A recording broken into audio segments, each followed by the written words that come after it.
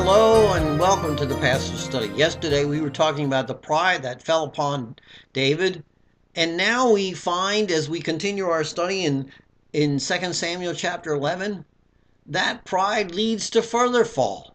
Because you see, once he was notified that Bathsheba was pregnant, he set in motion a plan to try and hide his sin. He thought, I'm the king. Therefore, I can have people do what I want so I'm not caught by my sin. He sends a message, send Uriah home. He figured that if a man came home from the battlefield, that man would take every opportunity to go in with his wife and would spend time with his wife, and no one would be the wiser. He assumed then that Bathsheba would be able to say to Uriah, why, I'm having a child. And Uriah would assume it was his because he remembers when he came home from the battlefield. But trying to hide sin does not work.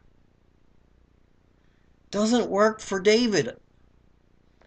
David calls for Uriah to come home, and Uriah does come home. But you know what?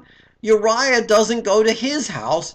Uriah stays outside the palace gate, the home of David, if you will. He sleeps right at the footstool, and David is perplexed. I'm sure David was all beside himself. This is not going the way I want it to go.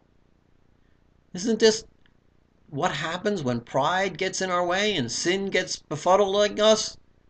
We want our way. And the more we try, the less we get. I want what I want. That is so often the phrase that I hear. I want this. I want that. And David wanted Uriah to go into his house, and Uriah refused. David tried to trick him by getting him drunk and thinking, well, he won't think clearly. Did not happen. And so David then has to come up with another horrible plan. He's already committed the sin with Bathsheba. Now he's come up with another plan to try to hide his sin. And that has failed. And now his third plan that's coming into play, he sends back Uriah to the battlefield with a note for Joab.